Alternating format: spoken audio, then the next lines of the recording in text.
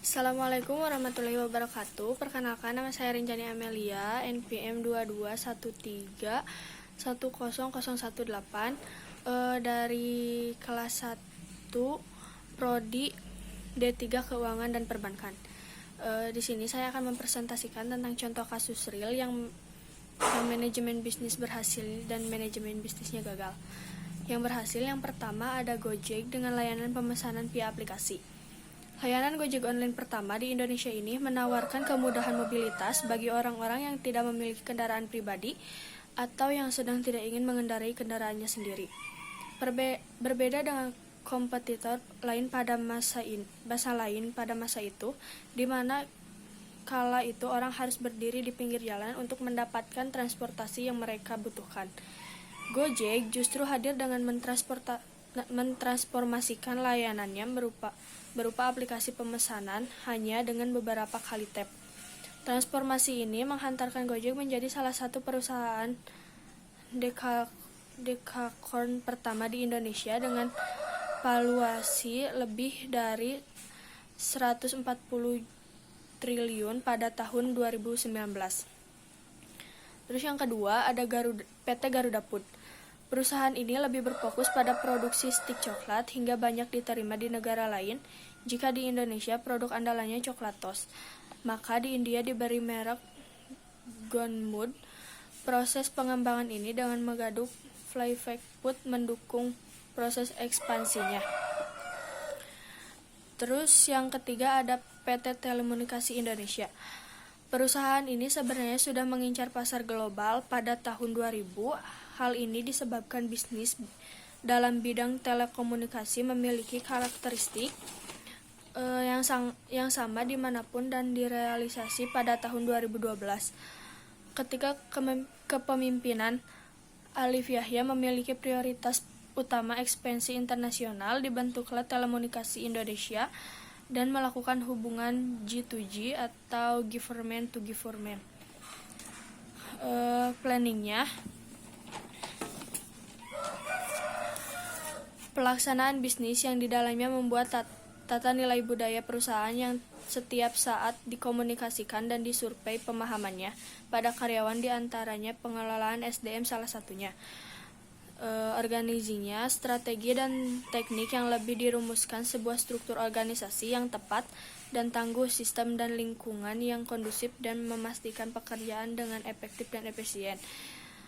Actuating, penetapan manajemen risiko secara terpadu berbasis Cost Enterprise Risk Management atau remunerasi karyawan dan penghargaan karyawan. Controllingnya, pengawasan internal dan penerapan pengendalian internal berbasis cost internal control utamanya dalam pelaporan keuangan. Terus yang keempat ada PT Semen Indonesia. Semen Indonesia dapat disebut sebagai BUMN pertama yang berstatus multinationalis corporation karena berhasil mengakui sisi perusahaan asing pada tahun 2015 untuk mendapatkan image yang kuat atau brand. Bahkan pabrik di Myanmar produksinya 500.000 ton menuju 1,5 juta ton karena pasarnya yang juga luas. Planningnya, yang pertama merumuskan strategi sumber daya, yang kedua memonitor dan mengukur kemajuan, yang ketiga menggunakan teknologi informasi sesuai zaman. Terus organizing, yang pertama mengalokasikan sampai dengan merumuskan dan menetapkan tugas dan menetapkan prosedur yang telah ditentukan. Yang keempat menetapkan struktur organisasi. Actuating, pelaksanaan basic leadership, pemerintah, komunikasi, konseling, dan memaparkan tata tertib kepada semua karyawan. Controlling, yang pertama mengukur hasil pekerjaan, yang kedua membandingkan hasil pekerjaan, yang ketiga mengoreksi penyimpanan. Terus yang terakhir, yang bisnisnya berhasil adalah Netflix. Netflix menawarkan layanan entertainment selangkah lebih maju dengan menghadirkan lewat internet sehingga lebih mudah diakses kapanpun dan dimanapun hanya dengan berbekal gadget, entah di laptop, smartphone, atau smart TV. Serta biaya bulanan, Anda sudah bisa menikmati tayangan film atau serial dari berbagai jenis kategori yang ada di seluruh dunia. Terlebih di Indonesia sendiri, Netflix telah meningkatkan layanannya dengan menyediakan bahasa Indonesia. Transformasi digital yang dilakukan oleh Netflix ini merupakan langkah yang tepat, bahkan pernah meningkatkan omset perusahaan Netflix hingga 30 kali lipat. Terus yang selanjutnya ada contoh kasus bisnis yang gagal. Yang pertama ada Nokia. Nokia merupakan perusahaan yang didirikan di Finlandia yang menciptakan jaringan seluler pertama di Indonesia. Pada akhir 1990 sampai awal 2000-an, Nokia tidak memahami konsep perangkat lunak dan terus berfokus pada perangkat keras. Karena manajemennya takut untuk mengasingkan penggunaan yang telah memakai produk mereka. Kesalahan Nokia adalah fakta karena mereka tidak ingin memimpin perusahaan di atas dalam pengalaman penggunaan. Hal ini menyebabkan Nokia mengembangkan kekacauan sistem operasi tahun 2008. Nokia bersaing dengan Android, tapi semua terhambat. Produk mereka tidak cukup kompetitif untuk bersaing untuk perusahaan seluler lainnya. Terus yang kedua ada Yahoo. Nama besar yang sudah didapatkan oleh Yahoo membuat mereka meremehkan peluang untuk memasukkan mesin pencairan dan lebih memilih hanya berfokus menjadi perusahaan terbesar di bidang media, sehingga Yahoo melewatkan beberapa peluang penting yang seharusnya bisa memajukan perusahaan tersebut. Akibat merasa nyaman dan tidak mau mengambil peluang, Yahoo pada akhirnya harus kalah bersaing dengan Google yang kini sudah menjadi perusahaan raksasa yang terus melakukan inovasi dan kreasi dalam bidang data dan teknologi. Terus yang ketiga ada Lego, perusahaan mainan balok kuno yang saat ini sedang digemari oleh anak-anak bahkan orang dewasa. Pernah mengalami kebangkrutan di awal milenium yaitu sekitar tahun 2000-an dikarenakan gagal bersaing dan melakukan inovasi sehingga produknya tidak laku. Lalu pada tahun 2004 Lego berhasil bangkit dengan melakukan kerjasama melalui perusahaan entertainment di mana kini mereka memiliki video games, taman bermain, dan filmnya sendiri.